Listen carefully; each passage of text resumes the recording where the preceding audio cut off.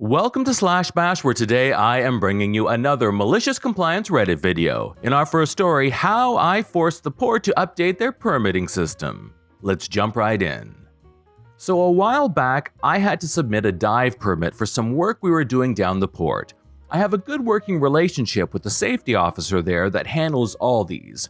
She had gone on her yearly leave, so permits had to be lodged with another safety rep who was well known to be difficult. Anyway, emailed off the permit to him. About an hour later, I received a very angrily worded email from the guy handling permits, which explained my permit was denied as the permit clearly states that all permits must be faxed and must include our safety plan.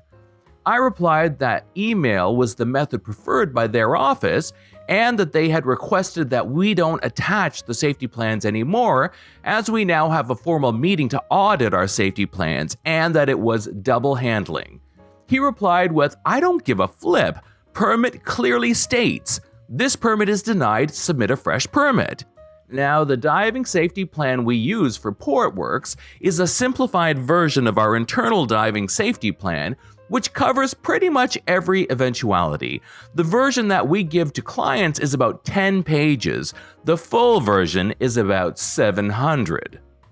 I filled out the new permit, pulled a paper version of the safety plan, and loaded it into our flash printer, copier, fax unit and hit send. My boss raised an eyebrow and asked what I was doing. I explained I was fixing our permitting issue. We found out after a few angry phone calls from the port that the port still had one of those old-style spool faxes which are quite slow.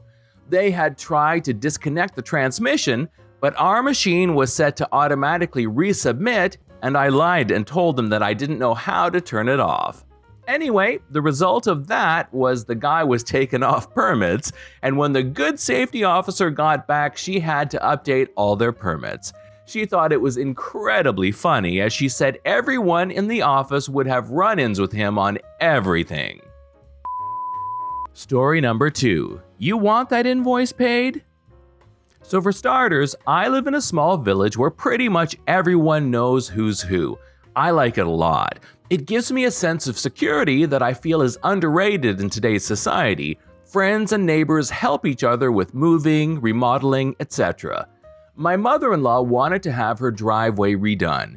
Being the good son that I am, I ordered supplies and got some friends and family members to come and help out on a Saturday, after which there would be some nice cold beers. This is before Corona, obviously.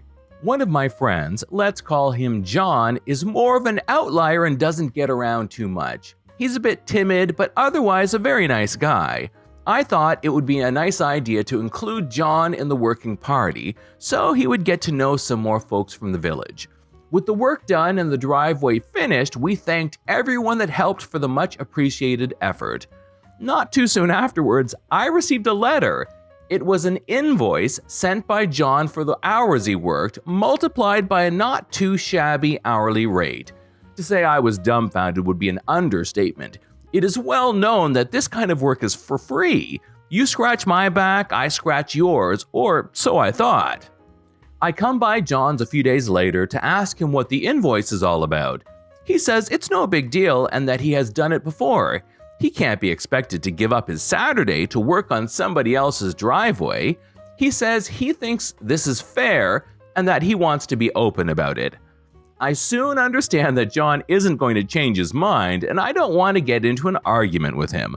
I pay John myself because I am rather embarrassed to tell my mother-in-law. A few weeks later, we are at a get-together where John happens to be too. A friend who had also helped says he is thinking of redoing his driveway as well and asks what the costs were. My mother-in-law sums up the different supplies and their costs, as well as the beers, of course. John is within hearing distance and I see him glance over. Now it's my turn. I raise my voice a little and I say, "Aren't you forgetting the labor costs?" She looks at me surprised and I add, "Yeah, you know, John's invoice of this amount, that racks up the bill." An uncomfortable silence descends upon the party as people frown and look at me and John, whose stature shrivels under the weight of those looks. Suffice to say that John had some explaining to do, but he didn't look so sure anymore. He wanted to be open about it, right? Under the circumstances, I must say the invoice was money well spent, although I lost a friend that day. Here's an edit. In the end though, it's all a big misunderstanding, which I tried to clear out by speaking to John about it, at which point I explained the point of scratching each other's back to him, especially in a town like ours. But then he persevered and doubled down, and I decided to act in the manner I described. John was not new in town, just new to my group of friends and family. See, John is not a contractor, but he has had useful DIY experience. Story number 3. Red ones go faster. This story is a personal favorite because it's one of the rare times my team has not been blamed for other people's errors, even if we did have to clean them up. I had the pleasure of watching a coworker enact this malicious compliance, conversations written as well as they can be remembered.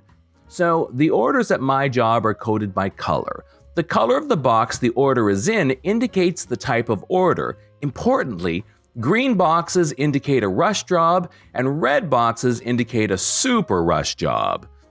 Due to the pressures from the pandemic and normal wear and tear, we are running short of green and red boxes. Under normal circumstances, the person that's responsible for ordering these supplies would go to the boss and get verbal permission to order more. Being the proactive sort, our supplies guy goes to the boss months before this becomes a problem. Surprisingly, our new boss denies the request. The conversation goes something like this. "We need more expedite boxes. Can I order some?" "Do we have a problem?"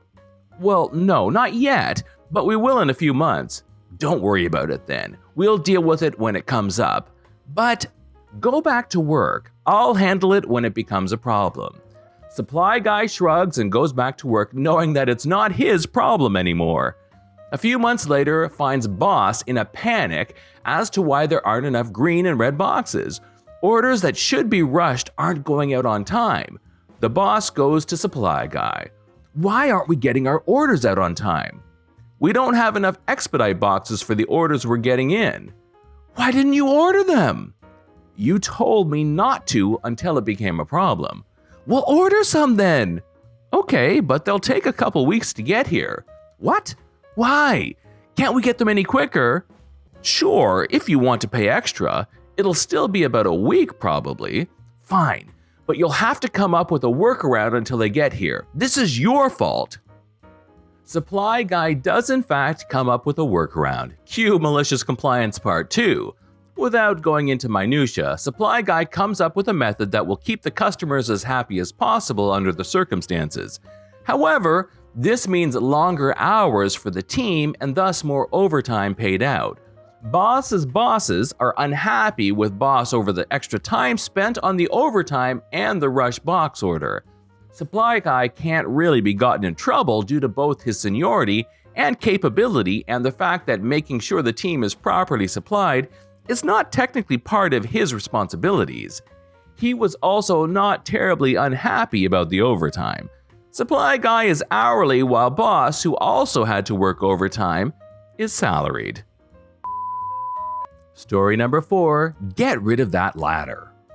I was just reading a post and it reminded me of a story my dad told me.